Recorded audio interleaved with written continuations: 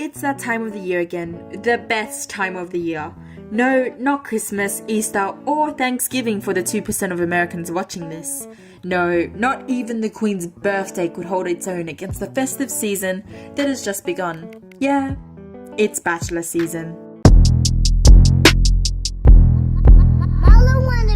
I have a little confession to make. I have never been able to correctly predict the winner. Putting aside the fact that I usually just predict whoever comes out the car first as the winner, the most recent bachelors, bachelorettes have been very hypocritical in their choices for the winners, often subverting the attributes they made explicitly clear that they wanted in a partner to pick the opposite of this alleged ideal partner, or even worse, pick nobody at all. I think some of this is the fault of the casting directors who, for whatever reason, decided to select the most washed up celebrities they could find to be the show's stars. However, now that they've returned to the Bachelor norm, which is picking normal people instead of D-lister AFL, NFL players, I think we can hold this season's Bachelor a bit closer to his word. To provide a more in-detailed look into this season, and to avoid picking the first girl that appears as my winner, I have taken the liberty of taking many notes over the course of the first 2 episodes, as well as some notes on the most recent trailers. First, here's some quick facts about The Bachelor. He's 31. He's looking for someone who's passionate and can translate that passion through the excitement of talking about what they love. He seems to have a preference towards blonde-haired, white-skinned ladies, despite this season being the most diverse yet. However, I guess he kinda makes up for it by liking girls who can speak different languages.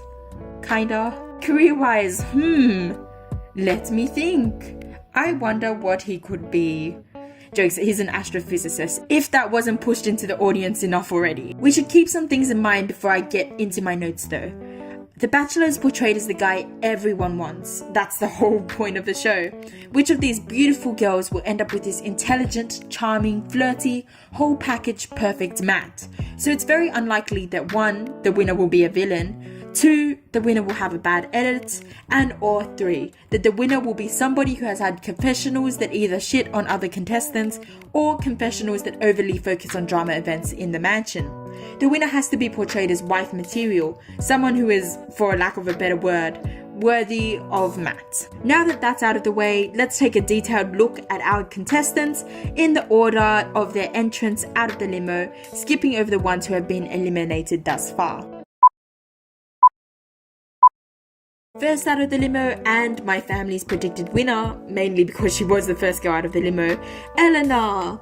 Eleanor is 25 and fits into what seems to be Matt's physical preference in a partner. Their first exchange was really good. The music was that enchantment in a forest fairy wedding type of music that signals a worthy contender of Matt's heart. He seemed to be very nervous, a bit out of breath, but was infatuated by her accent and loved that she was able to speak French. She has yet to receive a bad edit or even to be featured in a confessional, but yeah, so far Eleanor seems to be the one to watch out for. Next is Chelsea. Chelsea also seems to fit into the physical preference that Matt has. They had a very nice first exchange and they're both in the field of science. It's important to note that apart from all the trailers that played up how funny this season was going to be, like that "Oh, I'm a Gemini" trailer, the trailer featuring Chelsea's first exchange with Matt was also very prominent in the lead up to the season beginning. The first exchange is obviously very cute, and in Matt's own words, she made a lasting impression. She seems to be a very strong contender too. It may be important to note though that while she received a rose in the group date at the beginning of the second episode, she wasn't really featured all too much in that episode at all. However, this might be a bit nitpicky as neither were many of the other frontrunners.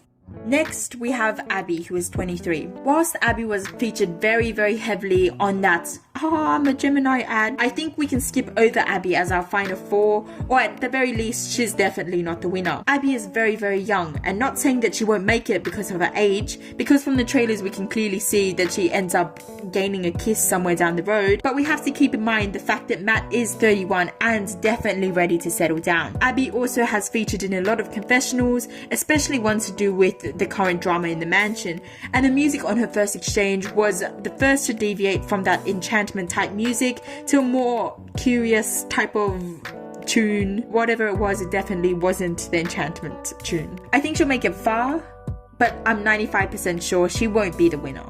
Next is Kristen, aka the Chinese speaking one. Not trying to take a hit on her though, because her Chinese is absolutely amazing. My own Taiwanese mother thought she was a native. From the trailers, Kristen is pretty heavily featured, however she's given a pretty shit edit. She's made to seem like she's obsessed with China, and none of the girls in the first episode seem to be too keen on her. She does get at least one single date from the trailers, and she speaks a different language. Do I think she'll win? Probably not, but she can just try. Rhiannon, Mary, Jessie and Isabel are all given very quick introductions, so I'm going to skip over them. Next, we have Nicole. Nicole is obviously set to be one of the villains of this season, and given how pushy she is and how there didn't seem to be much chemistry even in their first exchange, it's pretty safe to say that Nicole is basically a goner. Emma is next. Emma was the first to be taken for a chat by Matt and is probably most comparable to Cass from Nick Honeybadger's season, where she has that weird obsessive edits. However, Cass had a big advantage over Emma by knowing Nick previous to the show starting. Will Emma make it as far as Cass? Most probably not. But I do think her aggressiveness and obsessiveness for Matt will get her at least to the halfway point. Tash, Georgina and Cassandra are also given pretty shit intros, so we're gonna skip past them. Sogand is next. Sugand, whilst not fitting into Matt's apparent type, does speak a different language, and there was very obvious chemistry in their first meeting. She was also the first girl to get a single kiss, first girl to get a rose outside the first bachelor ceremony, and first girl to get a single date. Sugand is a very strong competitor in this game, however I'd like to point out some things that signal that she probably won't be the winner. First, on the second episode, she was edited to seem like a total snob, bitch, etc., which is the opposite of what would be wanted from the desired bachelor winner. On their first date, whilst it seemed to take a long time, it didn't seem like there was much of a connection that could have really occurred, given the fact that they were in a noisy helicopter half the time and sitting in front of an orchestra for the other half. So if anything, their first date was kind of a waste because there was no actual connecting. Sugand will probably make it into the top 4, but again, her likelihood of being the winner is a little bit negatively skewed at the moment. Next is Ellie. Ellie is legitimately everything not only the Bachelor is looking for, but the producers want in a winner. She fits into Matt's ideal type, was very animated and passionate when talking about being a nurse, and was kind and graceful when asking Matt to speak to her after he was done talking to a different girl. She made what I would say would be the most lasting first impression with that campfire thing, and also won the first golden ticket to go back to Matt's hometown with him. She has yet to be given a bad edit or even a slightly bad edit. She is basically a very strong contender, if not the strongest contender so far. Some people will be out here being like, oh, but it's too obvious, it's Ellie, so it can't be her. Well, I mean, the Bachelor isn't the mole. Matt's purpose is not to try and trick you. The whole show is for him to find love. So if there's a connection there, and even better if the connection's obvious to the audience too, you might as well take your chances and run with it.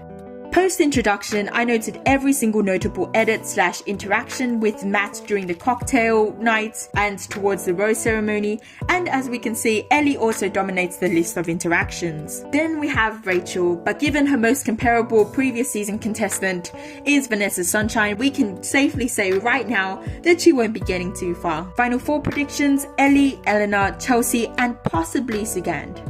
The end. Adios, amigos. Psych!